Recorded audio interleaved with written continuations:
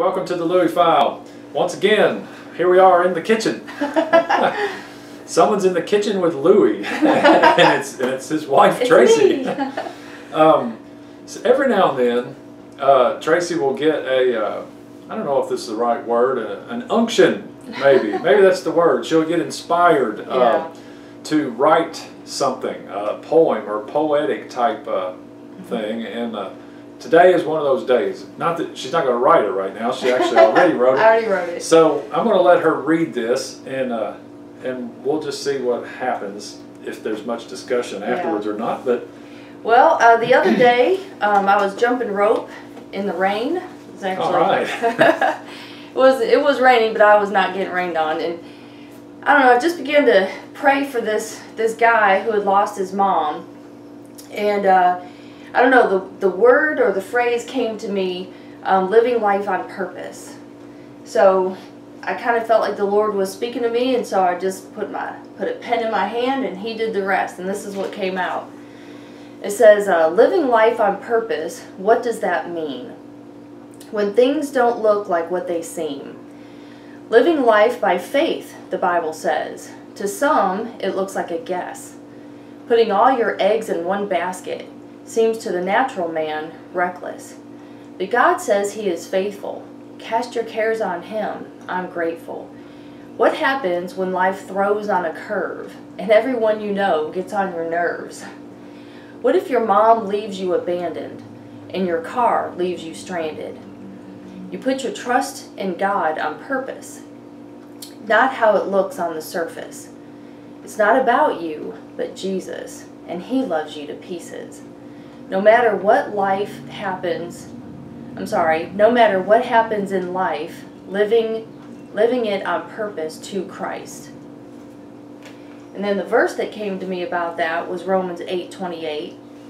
I thought this blew my mind. It says, and we know that all things work together for good to them that love God, to them who are the called according to His purpose. So, you know, to live your life on purpose. On purpose. Yeah. To me, it just kind of hit me that everything we do has, you know, everything happens for a reason. I hear that all the time. And so the reason, I mean, sometimes we don't understand what the reason is. Well, seems like Ephesians is the key here lately, but I was just looking at this in Ephesians 4 the other day, and it says in Ephesians 4:17, so this I say and affirm together with the Lord, that you walk no longer just as the Gentiles also walk, in the futility of their mind, being darkened in their understanding, excluded from the life of God because of the ignorance that is in them, because of the hardness of their heart.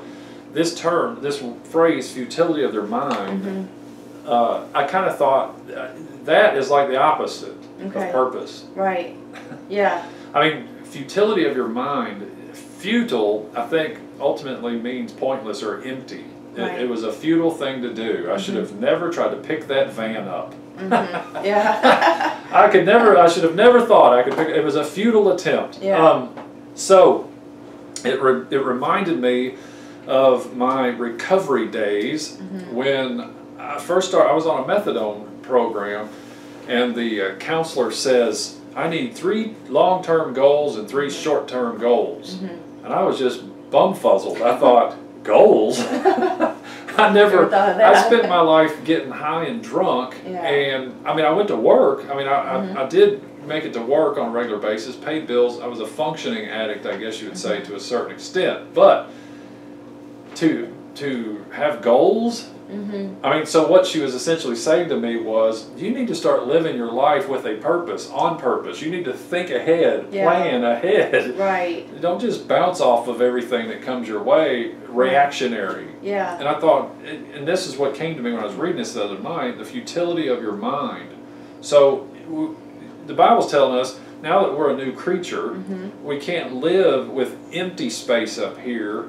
You know, futile, pointless, meaningless, aimless. Well, you know, I think when Christ moves in, I don't think anything is wasted. Yeah. Nothing is by chance. Yeah. Luck. Yeah.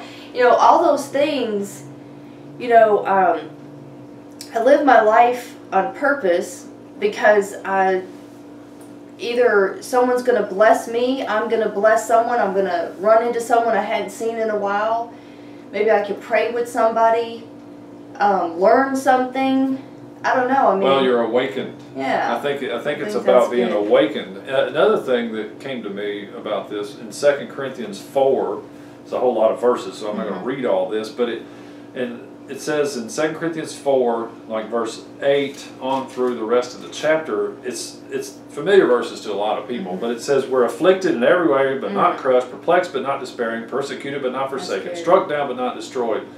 Going on and on about all this real life stuff about pain and defeat, but we are ultimately the winner. And he ultimately gets to the point in 2 Corinthians 4:16, he says, therefore we do not lose heart, but though our outer man is decaying, yet our inner man is being renewed day by day. And here it is, for momentary light affliction is producing for us an eternal weight of glory, while we look not at the things which are seen, but the things which are not seen. For the things which are seen are temporal, but the things which are not seen are eternal. Wow. So when it says that God works all things out, we by faith believe that, even when we can't see it. Right. So all these things that look painful, feel awful, feel like rejection, feel like you're not getting ahead, you're sliding, seem like they don't have a purpose. Right. Wow. But eventually they do have a purpose, because they're teaching us not to look for them in that, right. Don't look for the outer, I don't know if that was the surface. The surface, yeah, that was what you were, the surface of the thing. You have to look further in. We're see-throughers. Yeah, that's good. That's a good phrase. Yeah, one of the other things that inspired me about this poem was this coworker came to work and her car had given her trouble, and she ended up having to call the tow truck. So here she is, stranded at work, not Nobody really. Nobody likes that. No. But when your car breaks down, and so that's what her thoughts were consumed of that entire day, was about, what happened to the vehicle, and how are you going to get it fixed, and how much is it going to cost, and is this covered on the insurance? And it was just a lot of jumble, and it was kind of a distraction. And the whole time I'm thinking and praying for her, thinking, well, something, whatever it is going to come out of this, and it's much deeper, it's unseen. And so we have to go through this, on purpose, and realize that, God's got a greater thing going on. Our other cat, Bendy, is chiming in now, in case you can hear that. This is real life, folks. Yeah, it's on purpose. we have broke down cars and all kinds of things going on in our world, just like you do. That's right. We're called to walk in the Spirit and walk by faith and not by sight. Wow. So these videos here lately that we're doing, we're just trying to have a conversation here and ponder and think about, what does this look like? What does the Christian walk really look like? Sometimes the Bible is telling us that we're all these wonderful things in Christ, but sometimes, when you lose your job or get sick or someone dies, you're thinking, well, this is not supposed to happen. I was teaching some men in jail the other night, and one of them was asking me about this thing. He said, what I'm hearing you say is that we all have a destiny. And he said, and I agree with that. I think you're right. He said, but what about someone that dies? What about, is that their destiny? And I was sharing with them about how this particular person had been given the gospel message several times and willfully rejected it. And the guy said, oh, I get it. He said, that makes sense. So in other words, our will is still part of the equation. Some people might have you think it isn't. Some people think that God's got certain people that's going to be saved, certain people that's not going to be saved, and that's it. Basically, Christ died for what?